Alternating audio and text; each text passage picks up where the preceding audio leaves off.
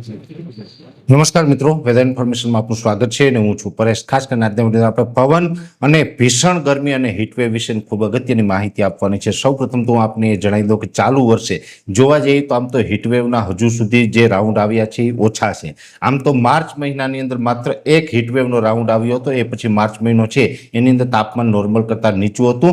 April મહિનાના જે પ્રથમ અઠવાડિયામાં પણ માવઠાને કારણે તાપમાન થોડુંક નીચું રહ્યું હતું, પણ હવે જોવા જઈએ તો એપ્રિલ મહિનાનું જે બીજું અઠવાડિયું છે તેમાં ભીષણ ગરમી અને હીટવેવનો માહોલ જોવા મળશે।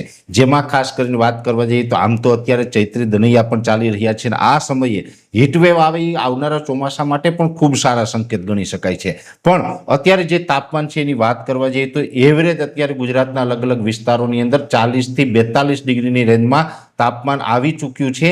આજે 10 એપ્રિલ 2026 છે અને આ તાપમાન છે 15 એપ્રિલ 2026, એટલે હવે પછીના જે 5 દિવસ છે જેમાં 11, 12, 13, 14 અને 15 એપ્રિલ આ 5 દિવસ સુધી આપણે સિવિયર હીટવેવનો રાઉન્ડ છે રાજ્યના અલગ અલગ વિસ્તારોની અંદર જોવા મળશે।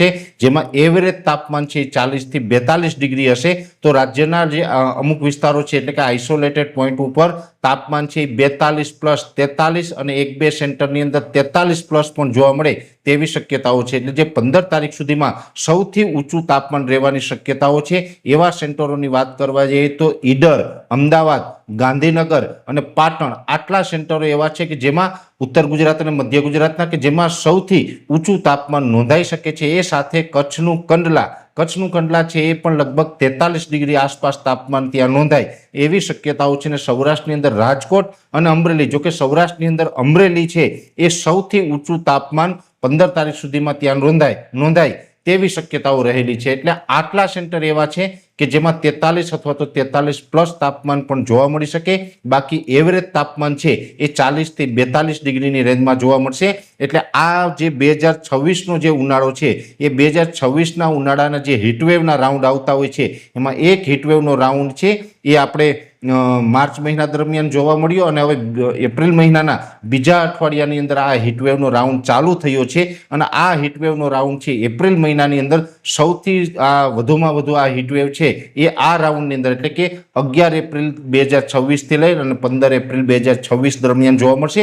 એ પછી પણ 15 તારીખ પછી પણ આમ તો તાપમાન ઊંચું જ રહેશે, પણ જે 11 થી 15માં જે તાપમાન હશે એટલું નહીં। આમ તો 16 તારીખથી આપણે 1 ડિગ્રીનો ઘટાડો જોવા મળશે અને તાપમાન છે આમ 21 એપ્રિલ 2026 સુધી કન્ટિન્યુ રહેવાનું છે, પણ 11 થી 15 એપ્રિલની વચ્ચે હશે એના કરતાં 16 થી 21 એપ્રિલની વચ્ચે 1 થી 2 ડિગ્રીનો ઘટાડો જોવા મળશે અને 21 એપ્રિલ પછીથી વધુ તાપમાન ઘટે તેવી શક્યતાઓ છે। એટલે એપ્રિલ મહિનાની અંદર માત્ર એક જ આવા હીટવેવનો રાઉન્ડ છે કે જે સૌથી વધુ તાપમાનના રૂપમાં આપણે અહેસાસ કરાવશે। એટલે સૌથી વધુ હીટવેવનો રાઉન્ડ છે એ ફરી એક વખત આવ્યો। આના પછી પણ હજુ હીટવેવ છે એ ચાલુ રહેવાની છે, ખાસ કરીને મે મહિનાની અંદર પણ હીટવેવ છે આપણે જોવા મળે તેવી શક્યતાઓ છે।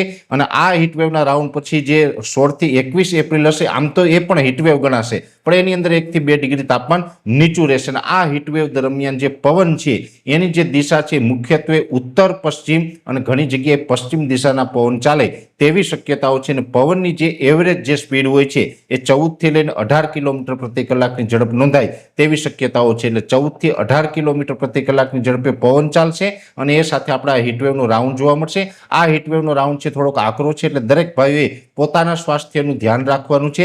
ખાસ કરીને જોવા જઈએ તો ખુલ્લા વાહનની અંદર બિનજરૂરી બપોરના સમયે બિનજરૂરી ન નીકળવું। બીજા નંબરની અંદર નીકળવાનું ફરજિયાત થાય તો પણ પાણી વધારે પીવાનો આગ્રહ રાખવો, આંખ ઉપર કાળા ચશ્મા પહેરવા અને પશુ પક્ષીઓ માટે પણ પાણીની વ્યવસ્થા કરવી, કેમ કે આ આકરો હીટવેવનો રાઉન્ડ છે એટલે પશુ પક્ષી પણ પાણી વગરના ઘણી વખત મૃત્યુને ભેટતા હોય છે। એટલે પશુ પક્ષી માટે પણ દરેક મિત્રો પાણીની વ્યવસ્થા કરો તેવી દરેક મિત્રોને મારા તરફથી ખાસ અપીલ છે। એટલે આ હીટવેવનો રાઉન્ડ છે એ હવે આપણે આજથી જે ધીમે ધીમે તાપમાન ઉચકાયું છે ને આવતીકાલથી હીટવેવનો આકરો એટલે કે સિવિયર હીટવેવનો રાઉન્ડ છે આપણે જોવા મળે તેવી શક્યતાઓ પૂરેપૂરી દેખાઈ રહી છે।